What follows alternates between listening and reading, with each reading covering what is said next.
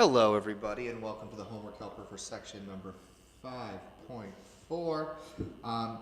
Today we're going to be looking at writing linear equations in standard form and slope-intercept form. This relates very heavily to what we've been doing in class with Carlos and Clarita's equations that they've been making and making them go back and forth between the two. So let's go ahead and focus on that. The first question, number 1, asks us to rewrite this equation in slope-intercept form, which is y equals mx plus b. So we have standard form, 7x minus 14y equals negative 56. And so what it's asking us to do is get it so that we get y by itself. You see how it's y equals? So all that's really telling us to do is it wants us to look at our y value, whatever our y value is. Let's find a colored pen here. It wants us to get that y completely by itself. So when I see this, the first thing that I see is that I have two terms.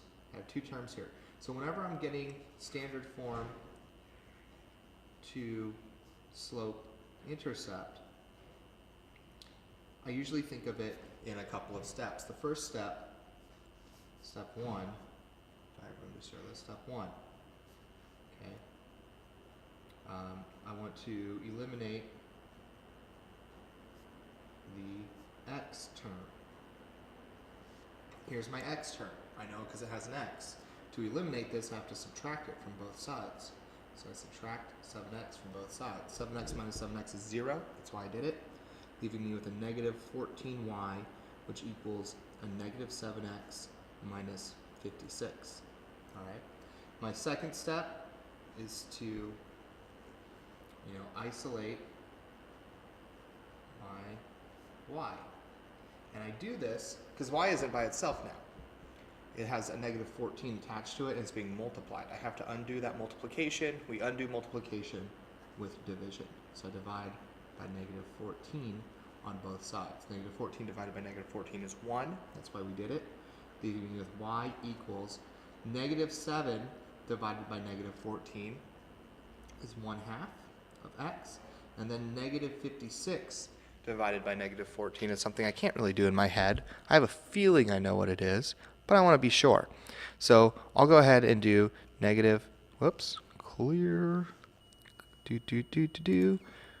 whoops. I'll go ahead and do negative 56 divided by 14. Make that negative. So I have a negative 56 divided by negative 14 gives me 4. So I know that I am just adding 4 here, and this is my equation. And now that it's in this form, I know how to graph it. Okay, so that's number 1. I'll go ahead and do it the other way too. So for number 4 here, for example, let's zoom in a little bit so you can see this just a little bit better. It starts in slope-intercept form, and we want to get it to be standard form. Okay, and now remember, if we're going from slope-intercept to standard, we're going to have a couple different steps. The first thing we're going to do is 1. Let's move the x term to the same side as y term. Okay, move the x term to the same side as the y term. So right now, the x term is on the right-hand side of the equation, but the y term is on the left-hand side, and we want it to eventually look like ax plus by equals c. So I have to move this x term so that it's on the same side of the equation, because you look here. Here's my equation line. My a and the b, my ax and my by are on the left. My c is on the right. I need to get my x over to the left. So I do that by subtracting 7x from both sides, giving me negative 7x plus y, because I like to go in alphabetical order, equals negative 3. I am now in standard form. But now look, here's the other thing. A, B, and C have to be whole numbers. Are they whole numbers? Negative 7, 1, and negative 3. Yes, they are. I did it. And A is positive. Is A positive? No, it's negative. So just to change that, the thing that I do is I multiply both sides of the equation by negative 1. I do this because a negative 1 times negative 7 will make that positive. So this becomes 7x. This is a positive 1 times negative 1, so that becomes minus y. And this is a negative 3 times negative 1, so that becomes a positive 3. And so this is my answer. Remember, we have a couple different constraints. 1, they all have to be whole numbers, which they are, and 2, A has to be positive, and it's right there. And it tells you this right here in the directions. And that's how we do it. All right, let's move on. Next, I'm going to look at this problem number 10. Number 10 asks us, we're going to be writing inequalities for real-world problems. And then it wants us to graph it. So I'm going to do all that right here, right now. On a final for a creative writing course, Ben was required to write a combination of at least 10 poems or paragraphs. Ben knew that each poem would take him 30 minutes to write, while a paragraph would only take him 10 minutes. Ben was given 2 hours to complete the exam, and it says write an inequality to model each constraint. Hint, one constraint is time, and the other is the number of items, or number of needed items. Let X be the number of poems, let Y be the number of paragraphs, okay?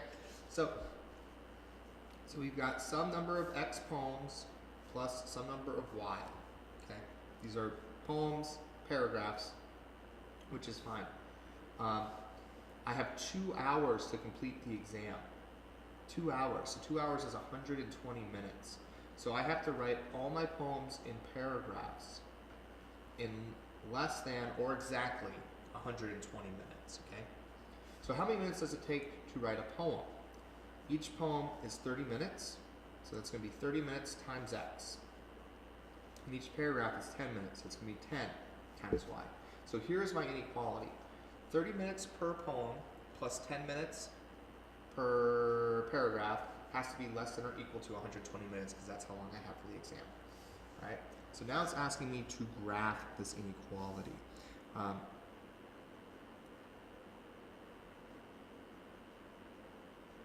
Graph each inequality. Oh, I guess I kind of had fun with it and just made it one big thing. But let's go ahead and do this. So if this is my inequality, right? So one of the, it's in standard form. So if I were to make a graph like this, okay, I can find my zeros for standard form. If I plug 0 in for X,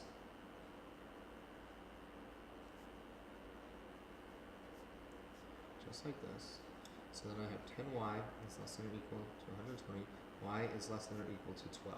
I know that if I just go up 1, 2, 3, 4, 5, 6, 7, 8, 9, 10, 11, 12, that is going to be my intercept, my y-intercept, because I see that y is less than 12. And then I do the same thing, but for my y. If I plug 0 in for y, so I get 30x plus 10 times 0 is less than or equal to 120, so 30x is less than, 120. Right, because 10 times 0 is 0. And then divide by 30. X is less than or equal to, what is that, 4? Yeah, 4. So 1, 2, 3, 4. So this is what my inequality is going to look like. And then I would have to shade underneath here, because those are the possible combinations of how long it would take me to do all the problems. Pretty simple. All right, next. Determine, or substituting values to check to see if they work. Cool. So the first one, number 11, I got that on there, good, is determine whether h equals 3 is a solution to the problem. So all this is asking us to do is take our equation and then plug in 3 and see if it works. So this becomes 3 times 3 minus 4 equals negative 3. Okay, 3 minus 4, remember parentheses first, please excuse my dear Aunt Sally. Das. Okay, we gotta do what's within the parentheses first. So 3 minus 4 is negative 1 equals negative 3. So we get negative 3 equals negative 3. Is that true? You betcha. So yes, it is a solution, and we've shown it. Okay, that's all that one's asking us to do. We kind of get more complicated ones, like in number 12, where we have multiple h's, but even that's not that bad, because like here, all I do is I do 3 times 3 equals 2 times 3, whoops, plus 2 minus 1, and then I just do this. 3 times 3 is 9, 2 times 3 plus 2 is 5, 9 equals 2 times 5 is 10, 9 equals 9. Yes, it works. So it's a little bit more tricky, but the same basic principles apply. And then finally in this bottom section, it asks us to determine for what values of x make each equation true. So all this is solving for x. So this is just a simple two-step equation. You know, I add 2, 4x equals 10, divided by 4, x equals 10 fourths, or 5 halves. And so that's what I need x to be for this to be true. But let's look at something a little bit more complicated here. Let's look at number 19. This 19 is kind of cool. It has multiple x's. Okay? So look at this. We got 2x plus 3 equals 2x minus 5. So what happens here? How can this be true?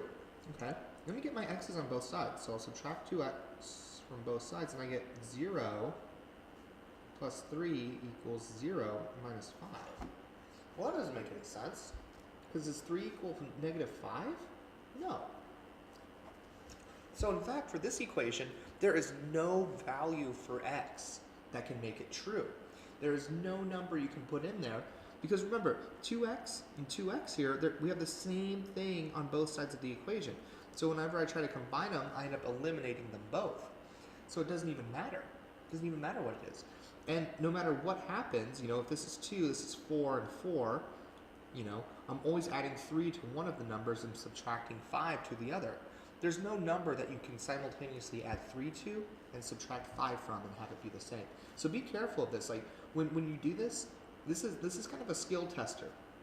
It's do you recognize that you did your math correctly? Because if you did, if you know you did your math correctly and you see that it didn't work, well, you know it doesn't work. It's not a solution. So be mindful of that and watch out for those sorts of problems. This one right here, number 20, is pretty complicated. You're going to have to distribute and then combine like terms. And hopefully it works out, but I don't know.